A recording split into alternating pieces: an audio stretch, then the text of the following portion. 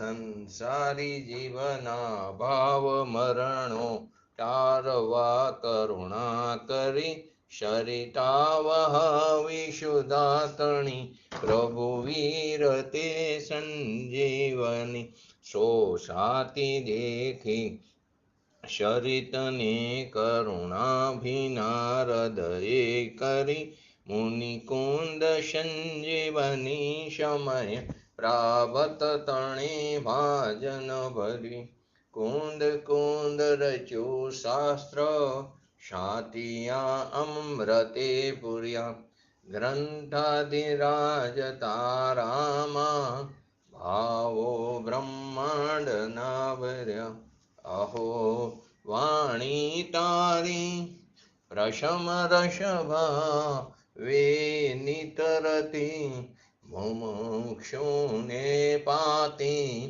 અમૃત રસ અંજલિ ભરી ભરી અનાદિની મૂર્છા વિષતણી ત્વરાથી ઉતરતી વિભાવે તીઠંબે સ્વરૂપ ભણી દોડે પરિણતિ તું છે નિશ્ચય ગ્રંથ ભંગ સગરા વ્યવહારના ભેદવા તું પ્રજ્ઞાક્ષિણી જ્ઞાનને ઉદયની સંદેશહુ છેદવા સાથી સાધકનો તુભાનો જગનો સંદેશ મહાવીરનો વિષમો ભવક્લાંતના હૃદયનો તું પંથ મુક્તિ તણો શોણ્ય તને રસ નિબંધ શિથિલ થાય જાણે તને હૃદય જ્ઞાની તણા જણાય તું રોચતા જગતની રુચિયાર શેષો તું રીસતા સકલ જ્ઞાયક દેવરીજે બનાવો પત્ર કુંદનના રત્નોના અક્ષરો લખી તથાપી કુંદ સૂત્રોના અંકાએ મૂલ્યના કદી તથાપી કાનવાણીના અંકાએ મૂલ્યના કદી નમો લિંગટાણંગ નમો સીતાણંગ નમો આયરણમ નમો વજ્જાણમ નમો લોયે સવશ્રાવણમ ચટ્ટારી મંગલમ અરિહંતા મંગલમ સિદ્ધાંગ સાહુ મંગલમ કેવલી પંતો ધર્મ મંગલમ ચટ્ટારી લોગોટમાં અરિહંતા લોગોટમાં સિદ્ધા લોગોટમાં સાહુ લોગોટમાં કેવલી પંતો ધર્મ લોગોટમાં ચટ્ટારી શરણ ભોજામી અરિહંતે શરણ ભોજામી સિદ્ધે શરણ ભોજામી સાહુ શરણ ભોજામી કેવલી પંતો ધમો શરણ ભોજામી ઓમ નમો અરિહંતાણમ.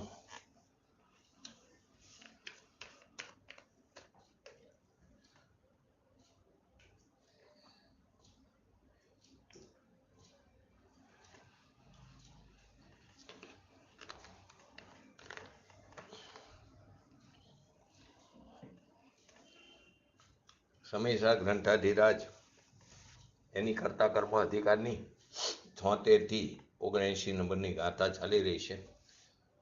તો અત્યારે આપણે 78 નંબરની ગાથા પૂજ્ય ગુરુદેવશ્રીના પ્રવચનના આધારે સમજી રહ્યા છીએ. 78 નંબરની ગાથાનું હરિગીત.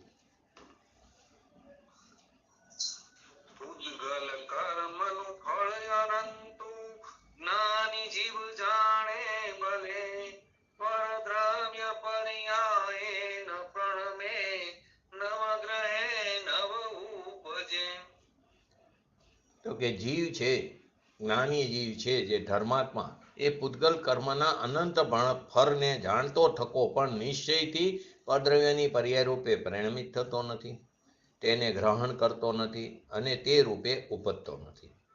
આ ગાથાનો સાર છે. તેમાં ગઈકાલે છેલ્લે આપણે પુણ્ય અને પાપની વાત કરી. પુણ્ય અને પાપમાં જે ફરક માને છે તે મૂંડમોહી મિથ્યા દ્રષ્ટિ છે. પુણ્ય અને પાપને બંનેને પાપમાં જ લીધા છે, બંનેને પાપમાં જ નાખ્યા છે. કેમ? તો કે બંને પોતાના સ્વભાવ જે અતિન્દ્રિય આનંદથી ભરેલો છે એનાથી વિરોધ જ, એટલે કે ઝેર કીધું. પોતાના સ્વરૂપમાં અમૃતની જે વિદ્યમાનતા છે, અતિન્દ્રિય આનંદની વિદ્યમાનતા છે, તો અતિન્દ્રિય આદિ આનંદની જે વિદ્યમાનતા દ્રવ્ય ગુણમાં છે એવી પર્યાયમાં ધર્મી જીવે પ્રાપ્ત કરી. અને જે આ શુભાશુભ ભાવ છે, પુણ્ય પાપ આદિ છે, એ અમૃત સ્વરૂપી પોતાના ભગવાન આત્માથી કેવા છે? વિરુદ્ધ જે છે એના સ્વભાવથી. તો કે અતિન્દ્રિય આનંદ, જે આનંદ સ્વરૂપ પોતાનો ભગવાન આત્મા છે, અતિન્દ્રિય શક્તિ સ્વરૂપ છે, અને પર્યાયમાં વ્યક્ત રૂપે પ્રાપ્ત કર્યો. દ્રવ્ય ગુણ અને પર્યાય. અતિન્દ્રિય ભગવાન આત્મા, અતિન્દ્રિય આનંદ સ્વરૂપ ને અતિન્દ્રિય શક્તિ સ્વરૂપ, એને પર્યાયમાં વ્યક્ત રૂપે પ્રાપ્ત કર્યો, પ્રગટ કર્યો. શક્તિ અપેક્ષાએ તો હતો જ, પણ પર્યાયમાં અવ્યક્ત હતો તે પ્રગટ કર્યો.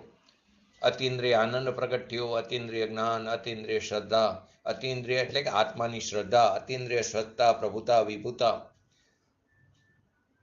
અતિન્દ્રિય આનંદ, અતિન્દ્રિય શોક, અતિન્દ્રિય શાંતિ આદિ ત્યાં પ્રગટ થયું. એવી પર્યાયમાં, એવી પર્યાયની ધર્મી જીવને વિદ્યમાનતા છે. એ પર્યાયમાં રાગ દ્વેષ આદિ વિકાર ભાવની, સુખ દુઃખ આદિની કલ્પનાની પર્યાયમાં વિદ્યમાનતા નથી. આત્મામાં આની વિદ્યમાનતા નથી. એ પર્યાયની અંદર રાગ દ્વેષની વિદ્યમાનતા નથી. એ પર્યાયની અંદર સુખ દુઃખની કલ્પનાની પર્યાયમાં વિદ્યમાનતા નથી. એ વિદ્યમાનતા ક્યાં છે? જળમાં છે, આત્મામાં નથી.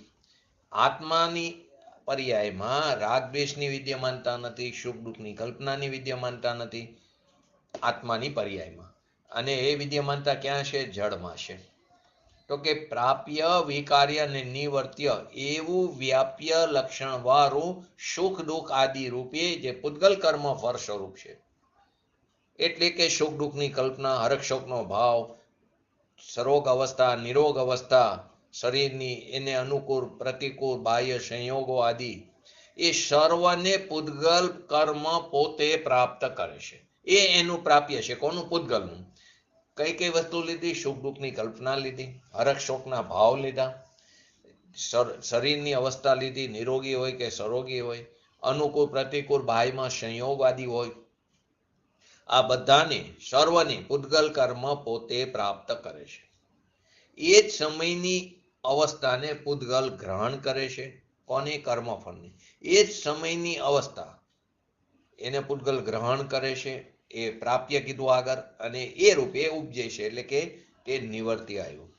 એટલે કે પૂતગલ એમાં પરિણમે છે ને પૂતગલ એને ઉપજાવે છે. પૂતગલ એમાં પરિણમે છે અને પૂતગલ એને ઉપજાવે છે. બીજી રીતે કહી તો સ્વતંત્ર અંતવ્યાપક થઈને તે આદિ મધ્ય અને અંતમાં ત્યાં પૂતગલ જ છે, આત્મા નથી. હવે અહીં તો તકલીફ પડે આ બધી વસ્તુ સમજવાની, કેમ કે અત્યાર સુધી તો શું કર્મ ઉપર જ દોષનો ટોપલો કહો કે કર્મ ઉપર જ આરોપ આપી દઈશી. શું કરી? અંતરાય કર્મનો ઉદય છે, શાસ્ત્ર સ્વાધ્યાય નથી કરવો, નથી થતો. શું કરી? જ્ઞાનાવણીય કર્મનો ઉદય છે, માટે જ્ઞાનનો ઉઘાડ નથી. એમ કે જ્ઞાનાવણીયથી જ્ઞાન રોકાય. તો અહીં તો કીધું એ બધું પરદ્રવ્યમાં નાખ્યું, પૂતગલની અંદર નાખ્યું. પોતાની દ્રવ્ય દ્રષ્ટિ થઈ, પોતાની દ્રષ્ટિ જે બાર પર તરફ હતી, તો દ્રવ્ય દ્રષ્ટિ થઈ, તો પોતાના સ્વભાવની અનુભૂતિ થઈ, અનુભવ થયો. તો એના દ્રવ્યને ગુણમાં તો ત્રિકારી શુદ્ધતા છે જ. તો જેટલી શુદ્ધતા પ્રગટ થઈ એ પોતાની વિદ્યમાનતામાં છે. દ્રવ્ય ગુણ તો ત્રિકારી શુદ્ધ જ છે. તો જેટલી શુદ્ધતા પ્રગટ થઈ એના આશ્રયે એ પોતાની વિદ્યમાનતામાં છે. અને જે અશુદ્ધતા જે છે એ જ સમયે એ પર્યાયના બીજા ભાગમાં જેટલા અંશે અશુદ્ધતા છે તે પૂતગલની, એની અંદર પૂતગલની વિદ્યમાનતા છે.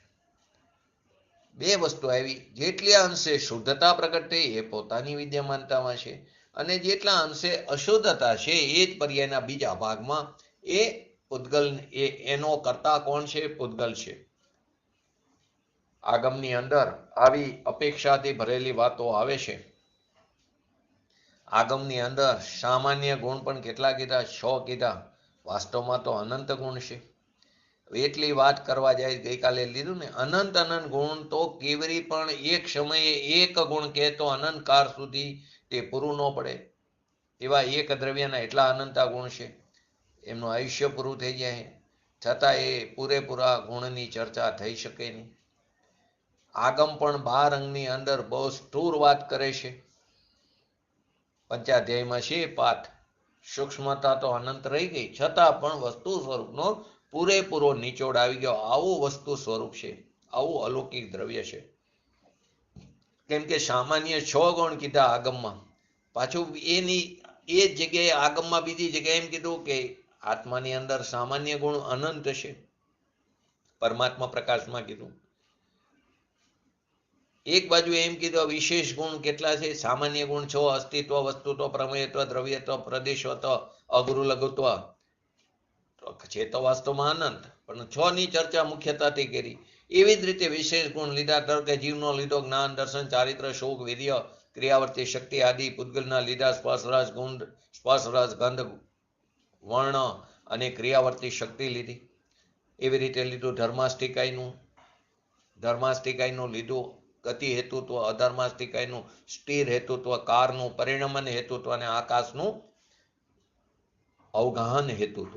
તો આ એના વિશેષ ગુણ લીધા. તો વિશેષ ગુણ એટલા નહીં, એ પણ અનંત છે.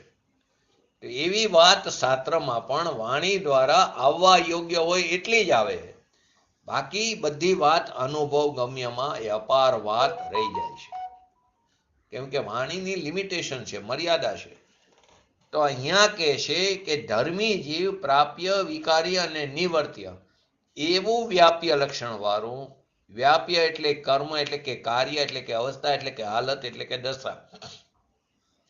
જે પ્રાપ્ય, તો એ પ્રાપ્ય પલટીને થયું વિકાર્ય અને તે રૂપે ઉપજ્યું એ નિવર્ત્ય.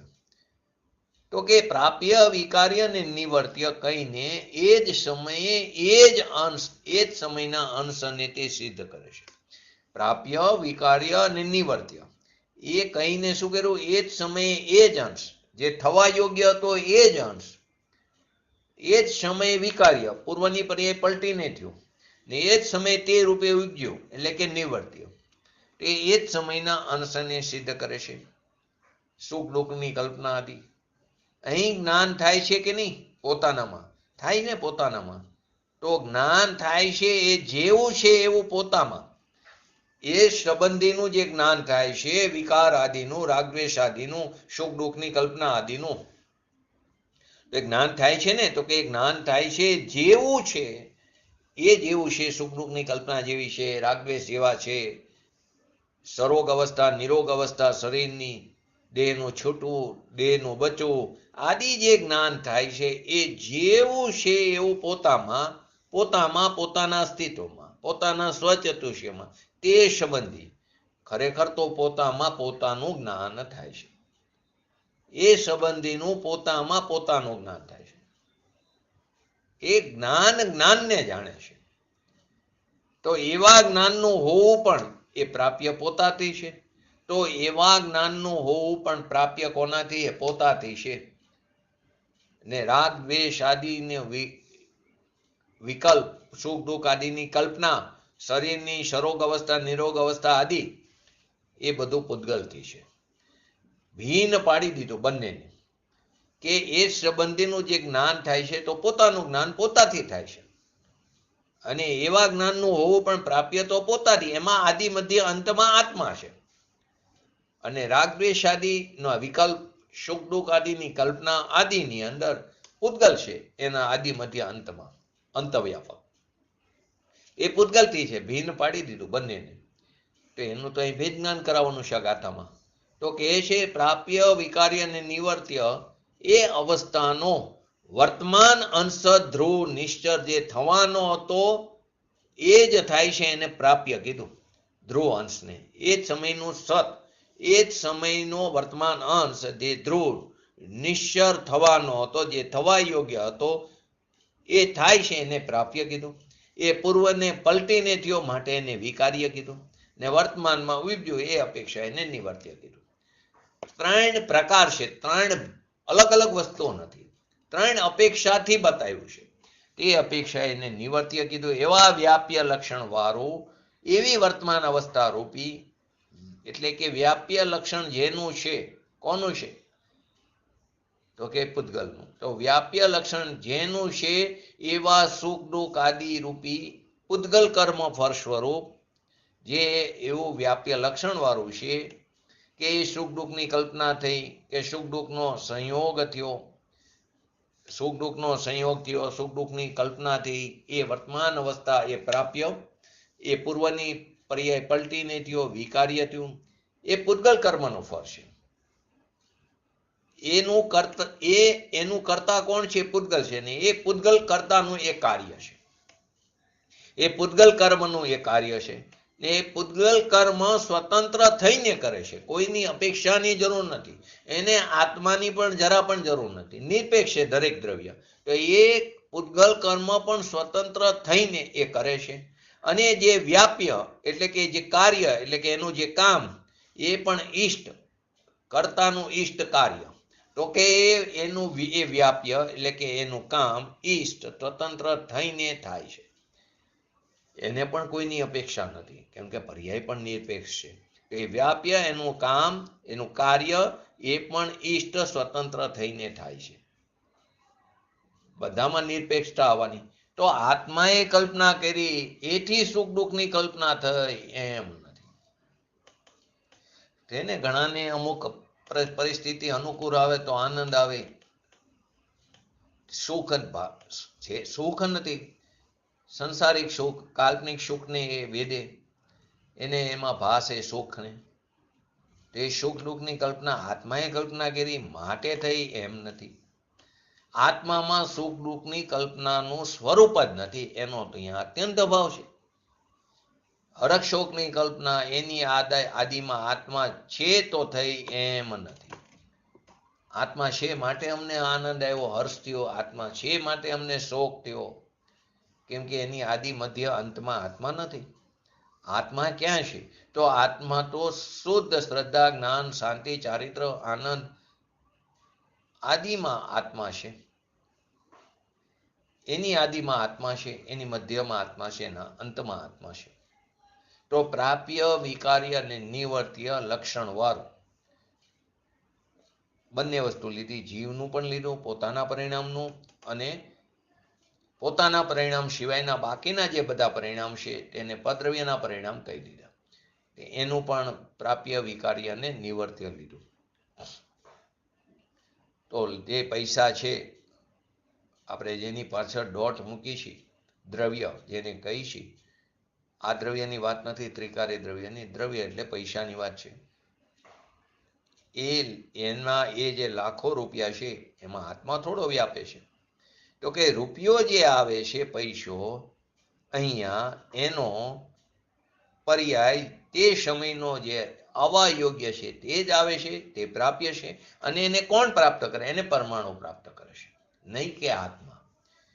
રૂપિયો જે આવે છે એટલે કે પૈસો જે આવે છે, તો એનો જે પર્યાય તે સમયનો જે અંશ આવવાનો છે વર્તમાન, તે પ્રાપ્ય થયું, તેને પરમાણુ પ્રાપ્ત કરે છે. અહીંયા એમ કે મેં વિકલ્પ કર્યો, મેં આટલી બુદ્ધિ લડાવીને આટલો ધંધો મોટો કર્યો માટે પૈસા આવ્યા, એમ નથી. મેં વિકલ્પ કર્યો, મેં રાગ કર્યો માટે મને પૈસા પ્રાપ્ત થયા, એ વાતમાં જરા પણ માલ નથી. એ પૈસો તો એ સમયે એ આવવાનો હતો, એ આવ્યો યોગ્ય, જે થવા યોગ્ય હતો એ થયું કાર્ય, તો એને પરમાણુ પ્રાપ્ત કરે છે. એ પરમાણુ, બીજો નહીં, એ પરમાણુ એને પ્રાપ્ત કરે છે. બીજો પૂતગલનો પરમાણુ નહીં, પૈસાનો અંદર રહેલો પૂતગલ પરમાણુ એને પ્રાપ્ત કરે છે. એ એનું પ્રાપ્ય છે. તો કે લોકો તો કામ કરે છે, શેઠ લોકો. તો પૂજ્ય ગુરુદેવશ્રીના પ્રવચનમાં આવે, શેઠ ઉતારે વેઠ, શેઠ હેઠ, એવો કંઈક શબ્દ આવે છે. જો નોકર હોય ને, 12 વાગે જમવા ચાલ્યો જાય, 12 થી 1 નો રિસેસ હોય, 12 વાગે શાંતિથી જમતો હોય, અને એ વખતે ગ્રાહકી પણ ઘણી હોય, છતાં પણ એ તો નોકર તો એના ટાઈમે જમવા ચાલ્યો જાય અથવા તો જમી લે. અને શેઠને ઘરેથી ફોન આવે, ટિફિન ગયું હોય, તો કે મરવાનો પણ ટાઈમ નથી, જમવાની વાત તો દૂર રહી. શેના માટે એ મહેનત કરી રહ્યો છે ને એને એમ પોતાની માન્યતામાં છે કે હું આ મહેનત કરું, મને આ સંયોગો મળે છે, એની પાછળ આંધળી દોટ મૂકે છે, મરણ તુલ્ય થઈ જાય, પરંતુ એને કારણે નથી આવતો, એ એને ભાન નથી. જેની પાછળ મરણ તુલ્ય થવાનું છે આત્માનો પડોશી થવા માટે, આત્મા તરફ દ્રષ્ટિ કરવા માટે. મરણ તુલ્ય અહીંયા નથી થતું અને થાય છે ક્યાં? સંયોગવાદી.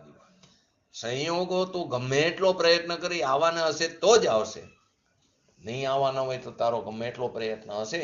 જો ઘણી વાર દુકાને બેઠા હોય અને 4-5 ગ્રાહક અચાનક આવે, તમને એમ કે આજ તો સારું કામ થશે, અને એ ગ્રાહક આપણી દુકાનેથી નીકળીને બાજુની દુકાને અહીંયા માણસ બેઠો હોય, અહીંયાથી કાપડ લઈને કે કોઈ પણ કામ લઈને કામ કરીને જતો રહે, ધંધો એને થઈ જાય અહીંયા, અને તમે એને વ્યવસ્થિત એની સેલ્સમેનશીપ કર્યો, તમારે અહીંયા ન થાય.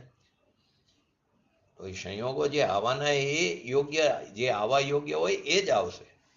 એનું આપણને વિશ્વાસ નથી ને, એટલા માટે આપણને હરખશોક થાય છે, એટલા માટે આપણને રાગ દ્વેષ થાય છે. તો કે જે પૈસો આવે છે એ પર્યાયને એ પરમાણુ, એ જે પૈસાઓ વર્તમાન અવસ્થા જે થઈ, એ વર્તમાન અંશ જે આવવાનો હતો એ આવ્યો, એ એનું પ્રાપ્ય થયું, એ પૂર્વની પર્યાય પલટીને થયું, એ વિકાર્ય થયું ને તે રૂપે ઉપજ્યું, તે નિવર્તે થયું. ને એને કોણ પ્રાપ્ત કરે? એ પરમાણુ પ્રાપ્ત કરે છે. તો પૈસો એ પણ એક પદાર્થ છે ને, તો પદાર્થ છે તો એમાં અનંત ગુણ છે કે નહીં? તો કે હા, એમાં પણ અનંત ગુણ છે, પૂતગલમાં પણ અનંત ગુણ છે ને. તો કે અનંત ગુણ છે તો પર્યાય વિનાનું થોડું દ્રવ્ય રહે, અનંત ગુણ છે તો એનું પરિણમન પણ હોય ને. તો પર્યાય વિનાનું થોડું કોઈ દ્રવ્ય છે, માટે આપણે એમ કે દરેક દ્રવ્ય વર્તમાન પર્યાયથી યુક્ત છે. તો એ પર્યાયને પહોંચી કોણ વરે છે? પરમાણુ પહોંચી વરે છે. અહીંયા રાગ કર્યો, અહીંયા શુભ ભાવ કર્યો તો પૈસો અહીં આવ્યો એમ કે? તો કે ના. જો લોકો સંસારમાં આપણને એવા પણ લોકો જોવા મળે કે જે ધર્મનું પ્રવર્તન કરતા હોય અથવા તો ધર્મ તરફ વરેલા હોય, એને એક ટાઈમ ખાવાની પણ તકલીફ હોય, અને જે લોકમાં જે નિંદનીય કામ છે એવા કામ કરતો હોય, દારૂનો ધંધો કરતો હોય, આડી અવરી હિંસાની પ્રવૃત્તિ કરતો હોય, કોઈનો માલ પચાવી લેતો હોય, એને અહીંયા ચિકાર સાહેબી હોય છે. માટે એમ કે છે જે આવા યોગ્ય તો એ આવ્યું, પૂર્વે કરેલા પરિણામને આધીને જે પુણ્ય કર્મ એને બંધાણું હતું, એનો ઉદય આવ્યો ત્યારે એ સંયોગો આવા યોગ્ય આવ્યા. એ કર્મને કારણે આવ્યા એમ પણ નથી, એ સમયે પુણ્ય કર્મ જ નિમિત્ત રૂપે હોય છે. એટલે મેં અહીં રાગ કર્યો, શુભ ભાવ કર્યો, માટે અહીં પૈસા આવ્યા એમ ના પાડે છે અહીંયા. કેમ કે એમાં છે જ નહીં. કેમ કે રાગ જુદી વસ્તુ છે, પૈસો જુદી વસ્તુ છે. રાગની પૂતગલમાં નાખ્યું, પૈસાને પણ પૂતગલમાં, બંનેના પરમાણુ જુદા છે. અને અહીં તો છે જ નહીં શુભ ભાવ કર્યો, એની અંદર તો એ છે જ નહીં. તો એક એક રજકણ, એક એક પોઈન્ટ, જે એ જ સમયની જે અવસ્થા, એનું નામ પ્રાપ્ય. એક એક પૂતગલ રૂપી રજકણ, કેમ કે પરમાણુ એટલે નાનામાં નાનો ભાગ, એક પોઈન્ટ, એ જ સમયની જે અવસ્થા, વર્તમાન અવસ્થા, એનું નામ શું કીધું? પ્રાપ્ય. એને પરમાણુ, એ પરમાણુ એને ગ્રહે છે. એ જ સમયની અવસ્થા પૂર્વની પલટીને થઈ, એને વિકાર્ય કીધું. એ જ સમયની અવસ્થા ઉપજી, એને નિવર્ત્ય કીધું. પહેલા નહોતી એ અપેક્ષાએ નિવર્ત્ય કીધું. પણ એ રજકણ પરમાણુ એ પ્રાપ્ય, વિકાર્ય, નિવર્ત્ય, વ્યાપ્ય લક્ષણ રૂપી કર્મનો કર્તા થઈને પ્રાપ્ત કરે છે. એ એનું કાર્ય છે. તું એમ માને કે મેં આટલા કારખાના ચલાવું, હું આટલો ધંધો આદિ કરું, તો તું કોઈ મશીન ચલાવી શકતો નથી, તું ગાડી ચલાવી શકતો નથી. એ ગાડી ડ્રાઈવરથી ન ચાલે. એ ગાડીની અંદર રહેલા અનંતા પરમાણુ પોતાની ક્રિયાવર્તી શક્તિને કારણે ક્ષેત્રથી ક્ષેત્રાંતર થાય છે. અને એ જે એની અવસ્થા, વર્તમાન અવસ્થા થઈ, એ ગાડીની ગતિ થવાની જે વર્તમાન અવસ્થા થઈ, એ વર્તમાન અવસ્થા જે પ્રાપ્ય, એને કોણ પ્રાપ્ત કરે? પરમાણુ પ્રાપ્ત કરે, નહીં કે ડ્રાઈવર. તો આ વાત કરો બાર, તો કે આ સોનગઢ વાળાને બધાને હોસ્પિટલમાં દાખલ કરવા પડશે.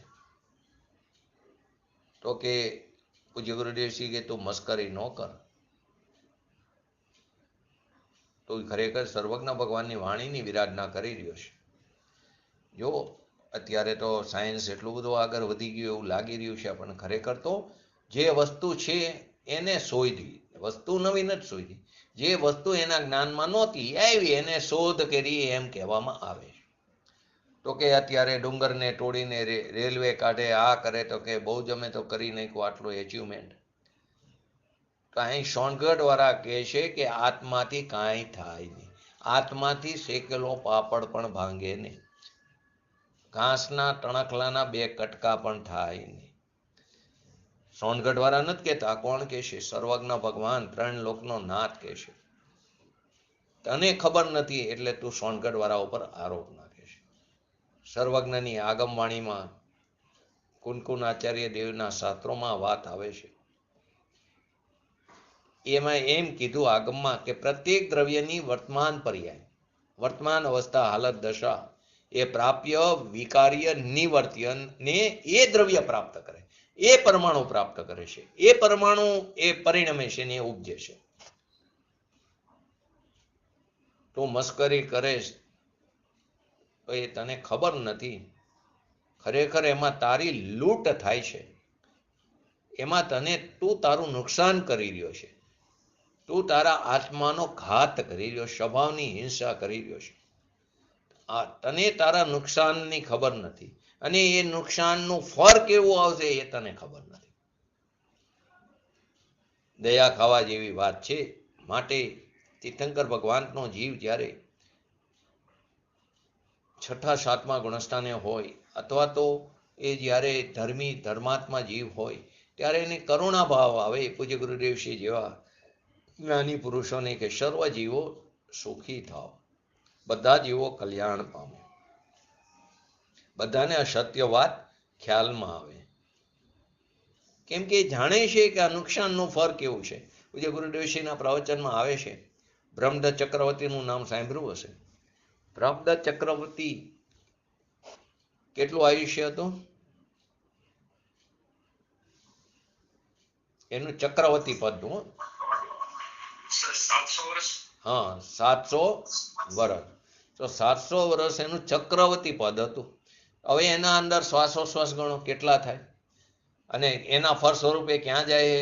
ચક્રવર્તી પદમાં એનું મરણ થઈ જાય છે. એટલે કે આત્માના ભાન વગર એનું મરણ થવાને કારણે ક્યાં જાય છે?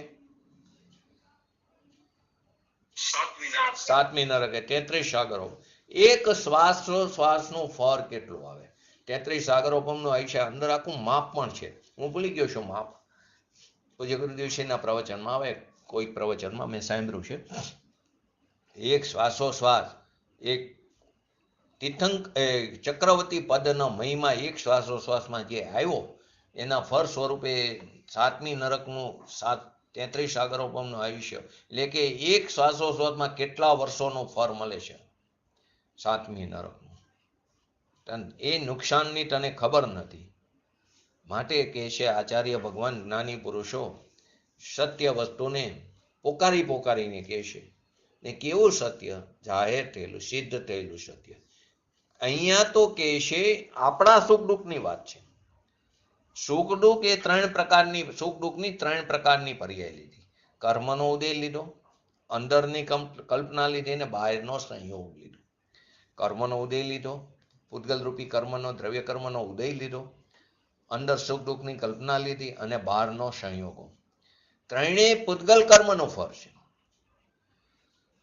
અહીંયા આત્માને ભિન્ન સ્વભાવનું ભાન બતાવવું છે ને, આત્માને એનાથી ભિન્ન સ્વભાવનું ભાન બતાવવું છે ને. ભગવાન તો પોતાના શુદ્ધ સ્વરૂપના જ્ઞાનમાં પડ્યો છે.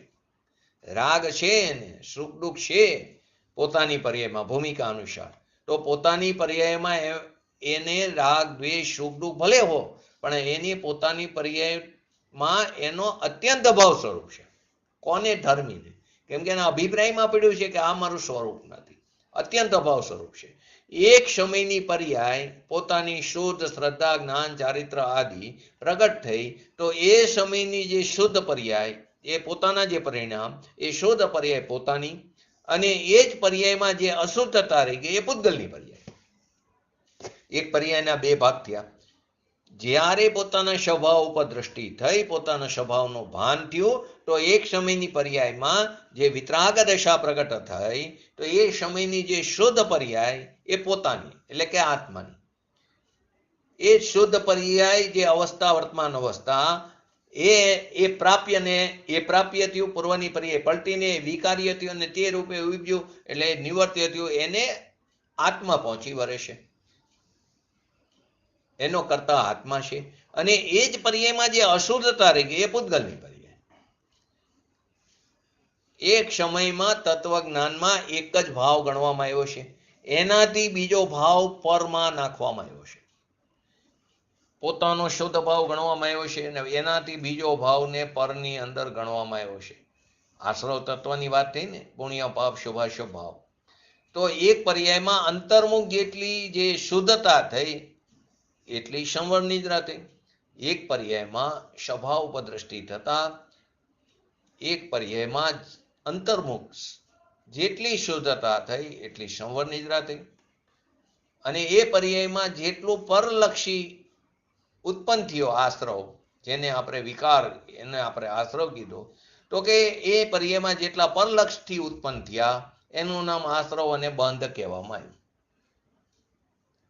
ઓલાને સંવર નિદ્રા કીધું, એને આશ્રવ બંધ કીધું. આવું વસ્તુ સ્વરૂપ છે ને આવું સર્વજ્ઞ ભગવાને બતાવ્યું છે. માટે સર્વજ્ઞ ભગવાને બતાવ્યું છે માટે આમ નહીં, પણ વસ્તુ સ્વરૂપ જ એવું છે. ભગવાને બતાવ્યું માટે વસ્તુ સ્વરૂપ, એમને વસ્તુ સ્વરૂપ જેવું છે તેવું તેમને નિરૂપણ કર્યું છે. પણ આપણને આ સત્ય વસ્તુ સાંભળવા મળી નથી. એનો અર્થ એમ નથી કે વસ્તુ કંઈ બીજા સ્વરૂપે હોય. તે નરકનું આયુષ્ય અનંતવાર ભોગવ્યું પણ તને યાદ નથી, તો એનો અર્થ એમ નથી કે તે નરકનું આયુષ્ય ભોગવ્યું નથી. તારો જન્મ થયો અને પહેલા 9 મહિના જન્મ થયા પછી 1 વર્ષ સુધીનું તને કંઈ યાદ ન હોય, એનો અર્થ એમ નથી કે તે માતાનું દૂધ પીધું છે. એનો અર્થ એમ નથી કે તે નથી પીધું, તે પીધું છે. તને યાદ નથી એનો તેમ કે નથી પીધું.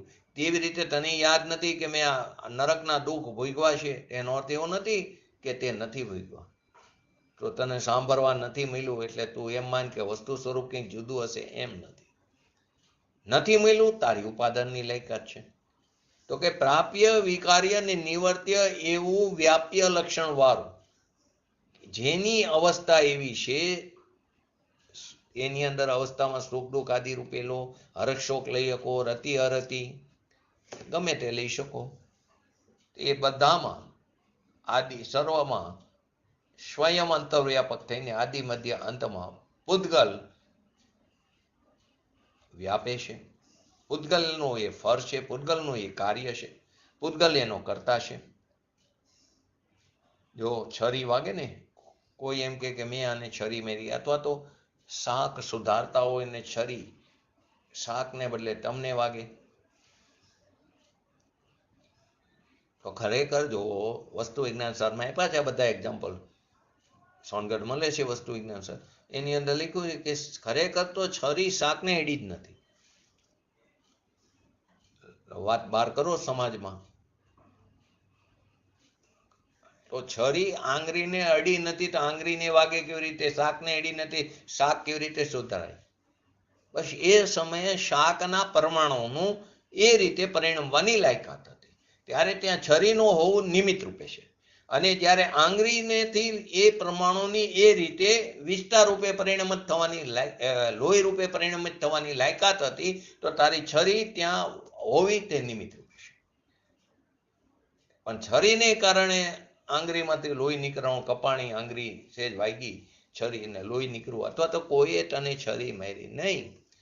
તારો અશતાવેદનીય કર્મનો ઉદય હતો ત્યારે તેને એવા વિકલ્પ આવ્યા કે હું આને હેરાન કરું, કરી શકતો નથી, એને પણ આવા વિકલ્પ આવ્યા. એ જે વિકલ્પ આવ્યા ને એનામાં એ જે વિકલ્પ આવ્યા એમાં એનું પ્રાપ્ય, વિકાર્ય અને નિવર્ત્ય એ પૂતગલ લક્ષણ ભર સ્વરૂપ છે. પૂતગલનું લક્ષણ સ્વરૂપ છે ને એનો કરતા પૂતગલ છે, નહીં કે તે જીવ. એનામાં જે આ ભાવ આવ્યા કે આને હેરાન કરવું, કલ્પના કરી કે પૂર્વનો વેરી છે, હું એને હેરાન કરું, તો એ જે કલ્પના થઈ એને જે પ્રકારનો આવ્યો રાગ દ્વેષ આદિ, એની આદિ મધ્ય અંતમાં પૂતગલ વ્યાપે છે, સ્વયં અંતવ્યાપક થઈને. અને એ છરી મારે આપણને તો વાગતી ખરેખર શરીર જુદું પૂતગલ દ્રવ્ય છે, છરી જુદી પૂતગલ દ્રવ્ય છે. એક દ્રવ્યની એક પૂતગલ દ્રવ્યની વર્તમાન પર્યાયનો બીજા પૂતગલ દ્રવ્યની વર્તમાન પર્યાયમાં અભાવ, એને કયો અભાવ કીધો આપણે? નહીં, હજી ફરી વાર. એક પૂતગલ દ્રવ્યની વર્તમાન પર્યાયનો બીજા પૂતગલ દ્રવ્યની વર્તમાન પર્યાયમાં અભાવ.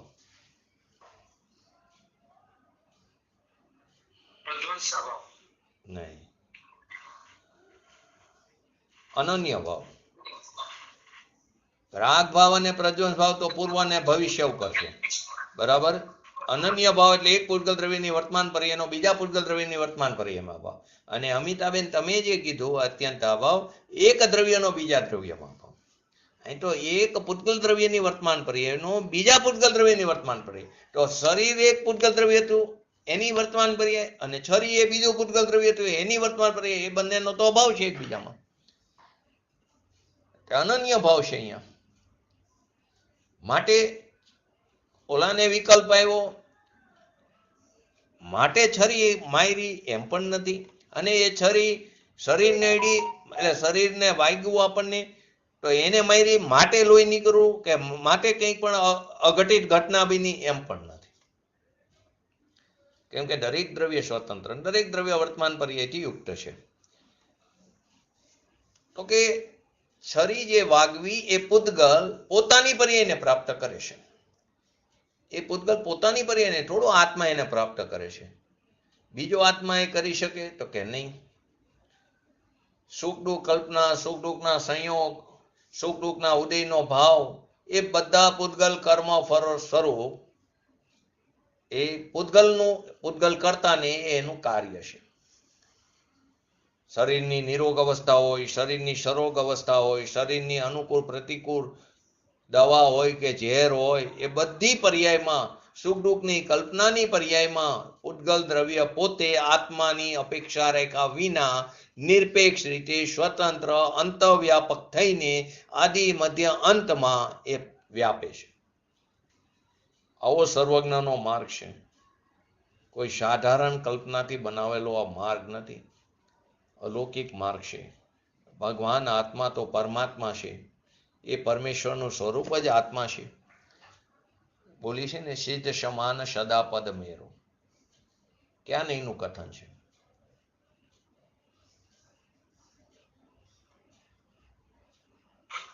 પરમ શુદ્ધ નીચેની, બરાબર.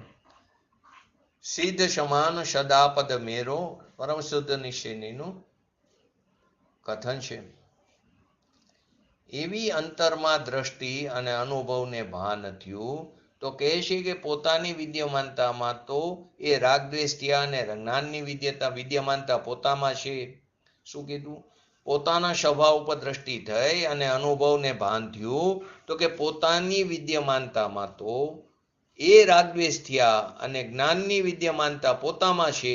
સુખ દુઃખની કલ્પના, શરીરની સરોગ નિરોગ અવસ્થા, એ સંબંધીનું પોતાનું જ્ઞાન પોતામાં વિદ્યમાન છે. પણ એ કલ્પના સરોગ નિરોગ અવસ્થાની એ તો પૂતગલ કર્મનું ફળ છે, પૂતગલ એનો કરતા છે ને પૂતગલનું કાર્ય છે. તો કે રાગ દ્વેષ થયા એના જ્ઞાનની વિદ્યમાનતામાં તો પોતામાં છે.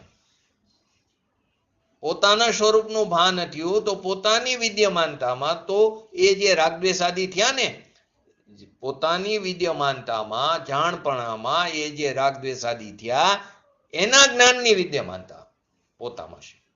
રાગદ્વેષની નહીં, એ રાગદ્વેષના જ્ઞાનની વિદ્યમાનતા પોતામાં છે. સુખ દુઃખની કલ્પના લો, શરીરની સરોગ નિરોગ અવસ્થા લો, તો એ સંબંધીનું પોતાનું જ્ઞાન પોતામાં વિદ્યમાન છે. પણ એ કલ્પના લો, સરોગ નિરોગ અવસ્થા લો, એ તો પૂતગલ કર્મનું ફળ છે. પૂતગલ એનું કરતા ને એ એનું કાર્ય છે. જો શાસ્ત્રમાં તો અપેક્ષા ભરેલી છે ને સમય સાથથી મોટું કોઈ નય ચક્ર નથી. માટે વારંવાર કહું છું, નહીં સમજવું ખૂબ જરૂરી છે. કેમ કે અલગ અલગ જગ્યાએ અલગ અલગ અપેક્ષા આવે. ઘડીકમાં એમ કે આત્મા સ્વતંત્ર થઈને વિકાર કરે છે. શું કે આત્મા સ્વતંત્ર થઈને વિકાર કરે છે. અહીં એમ કે છે કે પૂતગલ સ્વતંત્ર થઈને સુખ દુઃખની કલ્પના કરે. કેવી રીતે બંનેનો મેળ પડે? બેમાં કઈ અપેક્ષા લાગે કહો અમિતાબેન, જયંતિભાઈ? એક બાજુ એમ કે આત્મા સ્વતંત્ર થઈને વિકાર કરે, બીજી બાજુ શાસ્ત્રમાં એની શાસ્ત્રમાં એ જ આચાર્ય હોય એમ કે પૂતગલ સ્વતંત્ર થઈને સુખ દુઃખની કલ્પના કરે. વિરોધ દેખાય અજ્ઞાનીને તો શું આવે?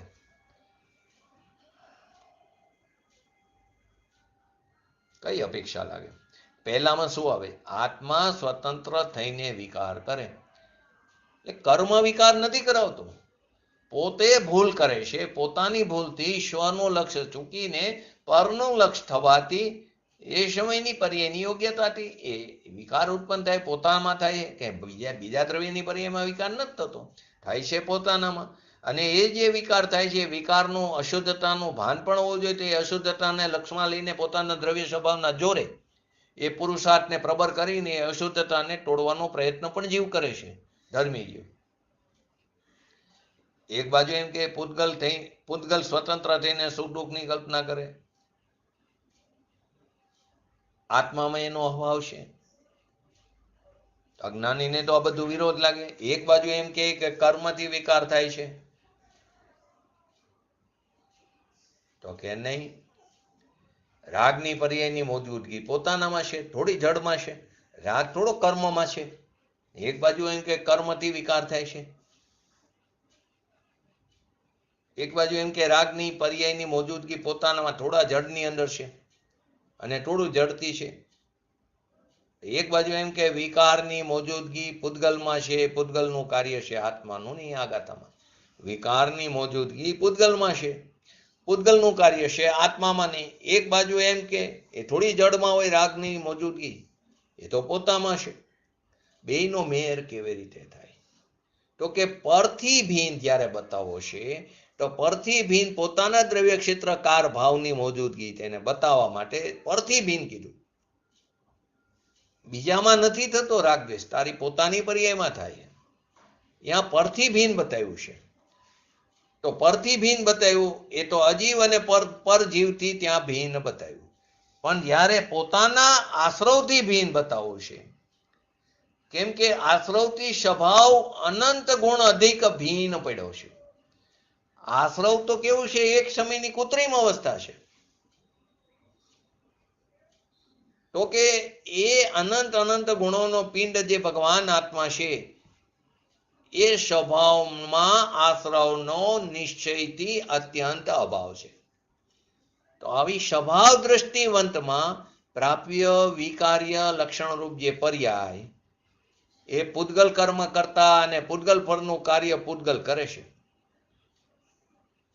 જેને ધર્મી છે જીવ, એની દ્રષ્ટિમાં આ જે કંઈ થાય છે પોતાના પરિણામ સિવાયના પરિણામો, એનું પ્રાપ્ય વિકાર્ય લક્ષણરૂપ જે પર્યાય જે અવસ્થા હાલત એ પૂતગલ કર્મ એનું કરતા ને પૂતગલ કર્મના પૂતગલના ફળનું કાર્ય છે. ડોક્ટર એમ કે મેં બરાબર ધ્યાન રાખ્યું માટે શરીરની નિરોગતા રહી. તમે પથ્ય ખોરાકનો લેજો આહાર, પથ્ય આહાર લેજો. પથ્ય આહાર લેશો તો નિરોગતા રહેશે, અપથ્ય આહાર લેશો તો રોગ થશે. તો અહીં ના પડે છે. કેમ કે આહાર જે છે તેની જે વર્તમાન અવસ્થા થઈ એ જ સમયની જે વર્તમાન અવસ્થા જે થવા યોગ્ય હતી થઈ, એ સમયનો જે અંશ છે એ પ્રાપ્ય એ સમયે પૂર્વની પર્યાય પલટીને થયું વિકારી અને તે રૂપે ઉજ્યું એ નિવર્ત્ય એને એ પરમાણુ પ્રાપ્ત કરે છે. આહારની અંદર રહેલો અને શરીરની સરોગતા નિરોગતા એની જે અવસ્થા થઈ એને એ પરમાણુ પ્રાપ્ત કરે છે. બંને અલગ અલગ વસ્તુ છે, બંને વચ્ચે અનન્ય ભાવ છે. લોકો એટલા બધા સમજવામાં તકલીફ પડે અને ઘણી વાર પ્રતિકૂળતા આવે એટલે બહાર ગૃહિત મિથ્યાત્વ તરફ ચાલ્યા જઈશી અને એટલા વહેમમાં પડી જઈશી જૈન થઈને. જો ચાલતા હોય ને બિલાડી, મને ખ્યાલ નથી કોઈ કે ડાબી બાજુ કોઈ કે જમણી બાજુથી બિલાડી નીકળે તો ઘણા લોકોને મેં ઊભા રહેતા જોયા છે. બાઇક લઈને જતા હોય તો બાઇક એક બાજુ ઊભું રાખી દે, કોઈક બીજું નીકળે પછી નીકળે. પૂછી કેમ? તો કે કંઈક આ જો કરશું તો અપશુકન થશે, મારો આખો દિવસ બગડશું. તો શું માન્યું?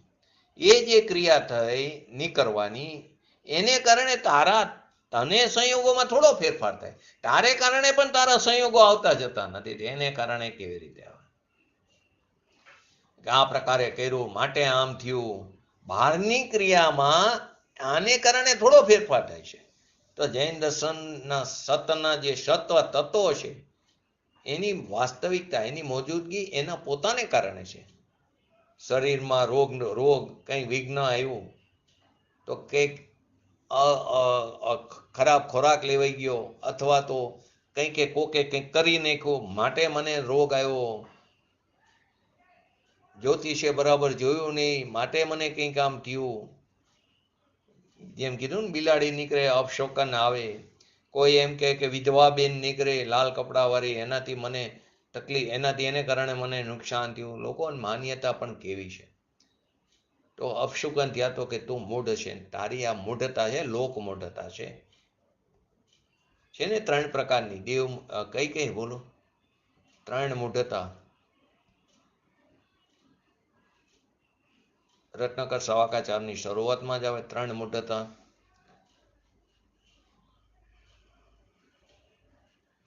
બોલો, નામ જ બોલવાના, આપણે સ્વરૂપ નથી સમજવું. દેવ મૂઢતા, ગુરુ મૂઢતા અને લોક મૂઢતા.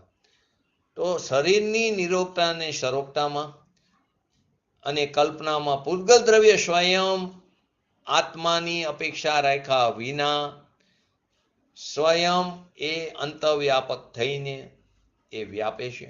કેમ કે અહીંયા રાગથી ભિન્ન જ્યાં આત્માનો ભાસ થયો, અનુભવ થયો, પછી આત્મામાં વિકાર છે જ નહીં. સ્વભાવ દ્રષ્ટિવંત જીવને આત્મામાં વિકાર છે જ નહીં.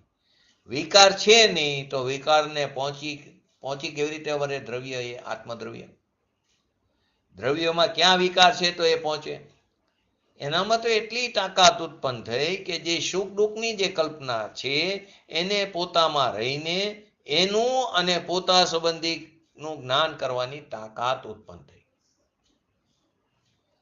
એની અંદર સ્વભાવ સન્મુખ થવાથી એવી તાકાત ઉત્પન્ન થઈ કે સુખ દુઃખની જે કલ્પના છે એને પોતામાં રહીને એનું જ્ઞાન, એને પોતામાં રહીને એનું જ્ઞાન અને પોતાનું પોતા સંબંધી જ્ઞાન કરવાની તાકાત.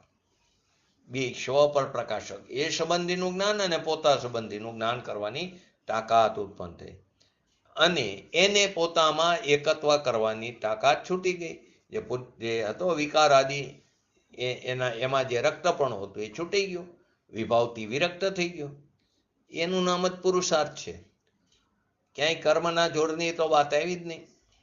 જે પુણ્ય પાપના વિકલ્પ, ફરક શોકના ભાવ જે હતા એમાં જે એકત્વ કરીને અનાદિકાળથી જીવ મૂઢ થઈને પડ્યો હતો એ છૂટી ગયો. એમાંથી એકત્વ છૂટી ગયું છે ને. શાસ્ત્રની અંદર શું છે? તહમ અહત વિયંતમ ડાયમ અપણો સહવિયણમ. આચાર્ય શું કહે છે? એકત્વ અને વિભક્તની વાત ભગવાને કહી છે તેમ હું કહીશ. તો એહત વિયત દાયમ અપણો સવિયણમ જદી દાણજમ પ્રમાણમ. એટલે કે પ્રમાણ કરજે, અનુભવથી તું પ્રમાણ કરજે. સમજ્યા વિના અંદર પ્રમાણ ક્યાંથી આવશે? માટે સમજવું જરૂરી છે. સમજે તે સમાશે. સમજ્યા વગર કેવી રીતે તું સમજશે? એટલે કે સ્થિરતા પ્રાપ્ત થશે.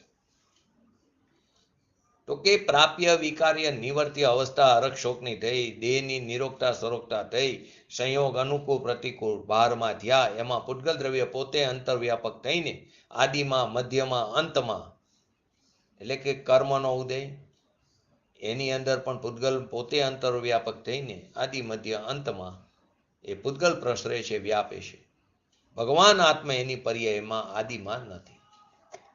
સર્વજ્ઞ ભગવાને જેને એક સમયમાં 3 કા 3 લોકને જાણ્યા એવી જે પર્યાય પ્રગટ થઈ છે એનામાં એ એમ ફરમાવે છે, અને જે ફરમાવે છે એમ મુનિ બતાવે છે કે તું પ્રભુ છું, તો તું તારી દ્રષ્ટિમાં તું પરમેશ્વર શું એવો પેલા એકવાર નિશ્ચય તો કર.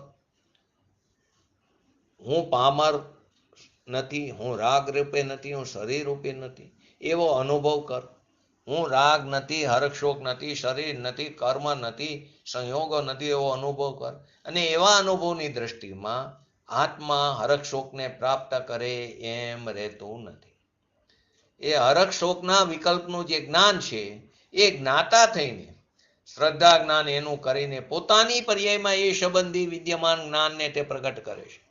એ હર્ષશોકના વિકલ્પનું જ્ઞાન જ્ઞાતા થઈને, અહીંયા જ્ઞેયને એક સંબંધ છે, પણ એ પણ વ્યવહાર છે. પર જ્ઞેય અને સ્વ એટલે કે પોતાનો ભગવાન આત્મા જ્ઞાયક એ જ્ઞેય સંબંધ બતાવ્યો તે કર્તા કર્મ સંબંધને અસિદ્ધ કરીને, પરંતુ તે પણ ખરેખર ઉપચાર સંબંધ છે. ખરેખર તો સ્વજ્ઞેય અને જ્ઞાયક એને જ્ઞાયક સંબંધ છે. તો કે હર્ષશોકના વિકલ્પનું જ્ઞાન જ્ઞાતા થઈને શ્રદ્ધા જ્ઞાન એનું કરીને પોતાની પર્યાયમાં એ સંબંધી વિદ્યમાન એટલે કે જ્ઞાન પ્રગટ કરે છે. તો હર્ષશોકની કલ્પના પ્રગટવી આત્માની પર્યાયમાં ધર્મીને નથી, દ્રષ્ટિવંત જીવને નથી. કેમ? તો કે એકત્વથી છૂટી ગયો. જે પર તરફ એકત્વ હતું ને એ છૂટી ગયું, પરથી વિભક્ત થઈ ગયો, છૂટી ગયું, પૃથક થઈ ગયું. તો પૃથકનું રહ્યું જ્ઞાન, પૃથકનું એકત્વ ન રહ્યું પણ પૃથકનું જ્ઞાન થયું.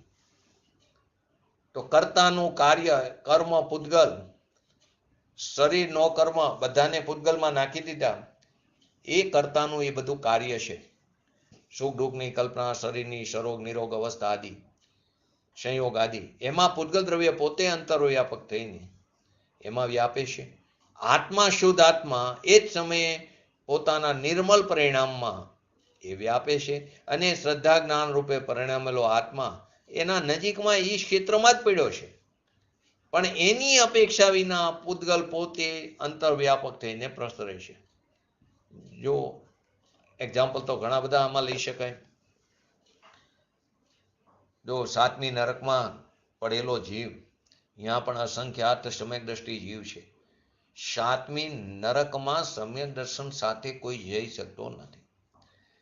સમ્યક દર્શન સાથે ખાલી શારીરિક સંકિત જીવ જ જઈ શકે નહીં. પહેલી નરકથી આગળ જઈ શકતો નથી. ત્યાં જઈને એક અંતર્મુહૂર્ત પછી સમ્યક દર્શન પ્રાપ્ત કરી શકે જીવની હોનાર. અને 7મી નરકમાંથી મરણ પામે ત્યારે છેલ્લા અંતર્મુહૂર્તે એ સમ્યક દર્શન છૂટી પણ જાય છે.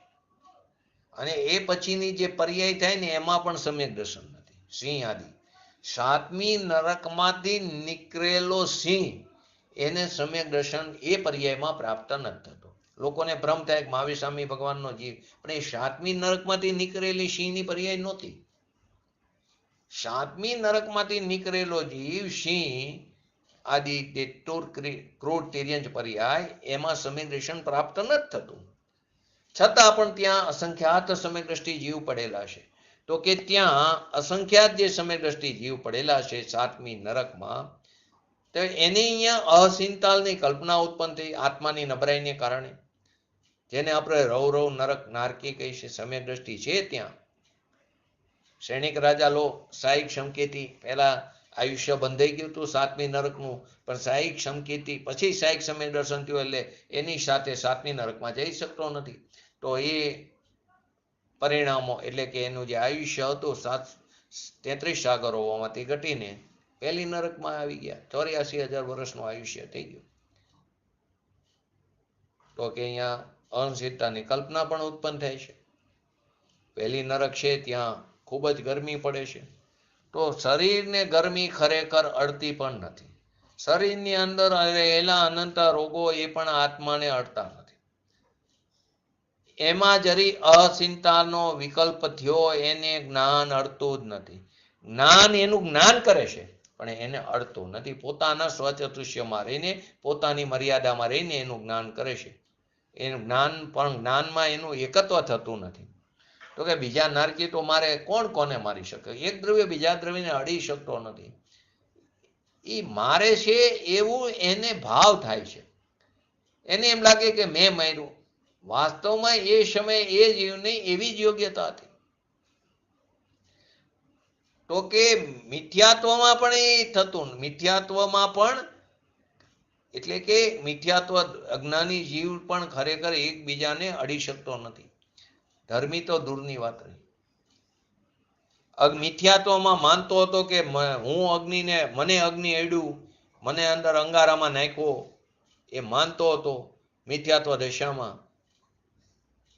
પણ ખરેખર અડતો નથી. મિથ્યાત્વમાં અડતો નથી. અગ્નિ આત્માને 3 કાળમાં અડતો જ નથી. તો અડ્યું શું? તો કે રાગ અને દ્વેષ. કેમ કે માન્યતા હતી ને કે હું એ છું, એટલા પૂરતો અડતો હતો. માન્યતા છૂટી ગઈ કે હું એ નહીં, એટલે કે મમતા છૂટી ગઈ ને. રાગ હોય તો મમતા, નહીતર અણગમો. તો કે હું એ નહીં, હું તો આનંદ કંદ સ્વરૂપ છું. તો એ પોતાના જ્ઞાન સ્વરૂપમાં રાગને અડ્યો જ નથી. સુખ દુઃખની કલ્પનાને પણ આત્મા અડ્યો જ નથી. તો દરેક દ્રવ્યની સ્વતંત્રતા આ ગાથાની અંદર સિદ્ધ કરે છે. દરેક દ્રવ્ય સ્વતંત્ર છે એ વાતને વારંવાર પોકાર કરીને કહે છે. તો કે મુનિઓએ આવા ગણધર જેવા કામ કર્યા છે. એમને પણ જુઓ, એમની અંદર રહેલી એમની નિર્માણતાને પણ જુઓ. 6ઠા ગુણસ્થાનમાં બિરાજમાન છે ભાવલિંગી મુનિરાજ. ત્યારે એમને શાસ્ત્ર લખવાનો વિકલ્પ બેઠો તો કહે છે કે વિકલ્પનું કાર્ય તો જડનું છે, મારું નહીં. કેમ કે એને એ પૂતગલ એને પ્રાપ્ત કરે છે. એ પૂતગલનું પ્રાપ્ય વિકાર્યને નિવર્ત્ય છે. શાસ્ત્ર રચવાનું કાર્ય જડનું છે, મારું નહીં. આ અક્ષરની રચના થાય છે, એનું પ્રાપ્ય વિકાર્ય અને નિવર્ત્ય પર્યાયના લક્ષણ વાળું પૂતગલ એ પ્રાપ્યને પ્રાપ્ત કરે છે. મેં નથી કર્યું. કોઈ એમ કહે કે વાણી નિર્ભય વાણી કરે છે, તો કહીએ હું વાણી પણ કરી શકતો નથી. કોણ કરે ભાઈ? દરેક દ્રવ્ય સ્વતંત્ર છે. તો કે સત છે, ઉત્પાદ વ્યય દ્રવ્ય યુક્ત સત. તો એનો ઉત્પાદ કરનારને તો ધ્રુવ દ્રવ્ય છે. વાણી નીકળી અને તાડપત્રમાં શબ્દો લખાય અને એને પૂતગલ દ્રવ્ય પોતે અંતરવ્યાપક થઈને એને કરે છે. મેં કર્યું નથી, મેં પુસ્તક બનાવ્યું નથી. તો કે નિમિત્ત વગર થોડું થાય. એનામાં સક્ષમ જ્ઞાન હતો, માટે જ્ઞાનનો ઉગાડ હતો, માટે તેને જ શાસ્ત્રની રચના. સયોક્ષમ સાધારણ હોય, સયોક્ષમ હોય તો આવી વાણી નીકળે. તો કે સયોક્ષમમાં આવી વાણી નીકળે નહીં. તો વાણીની એ સમયે પરિણમવાની લાયકાત હતી. સયોક્ષમ થોડો હોય તો નીકળવાની હોય તો એની પર્યાયથી નીકળે, બાકી સયોક્ષમને કારણે નહીં. તો આવી સ્વતંત્રતાને ઘણા બધા એક્ઝામ્પલો પૂજ્ય ગુરુદેવશ્રીએ લીધા છે. ખાસ કરીને આ ગાથામાં વારંવાર ભાર મૂક્યો છે 76 થી 79. કેમ કે જીવ અનાદિકાળથી કરતા થઈને ફરતો રહેશે. તો કર્તૃત્વની ભાવનાને તોડવા માટે, સત્ય વસ્તુને સિદ્ધ કરવા માટે આ ગાથાને વારંવાર એનું ચિંતન મનન મંથન કરીને આપણે પણ આપણી પર્યાયમાં શુદ્ધતાને શીઘ્ર ને શીઘ્ર પ્રગટ કરી એવી પરમ વિરલ ભાવના સાથે આજનું એક તત્વ ગુરુ જય જિનેન્દ્ર. બોલો જીનવાણી સ્તુતિ.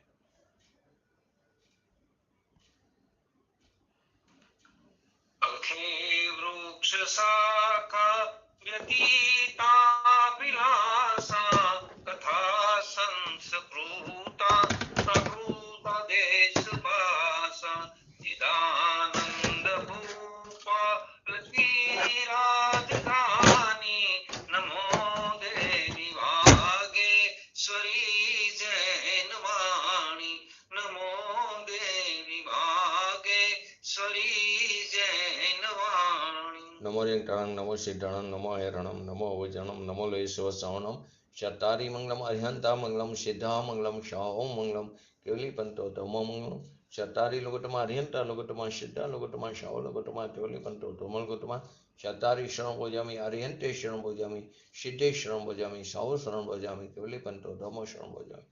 બોલીએ શ્રી પંચ પરમેશ્વર ભગવંતોનું જય હો. બોલીએ શ્રી જીનવાણી માતનું જય હો. બોલીએ શ્રી પરમ પૂજ્ય પ્રમુખકારી શ્રી સદગુરુ દેવનું જય હો. બોલીએ શ્રી પ્રશમૂર્તિ ભગવતી માતનું જય હો. બોલીએ શ્રી સનાતન જૈન દિગંબર ધર્મનો જય હો. જય હો.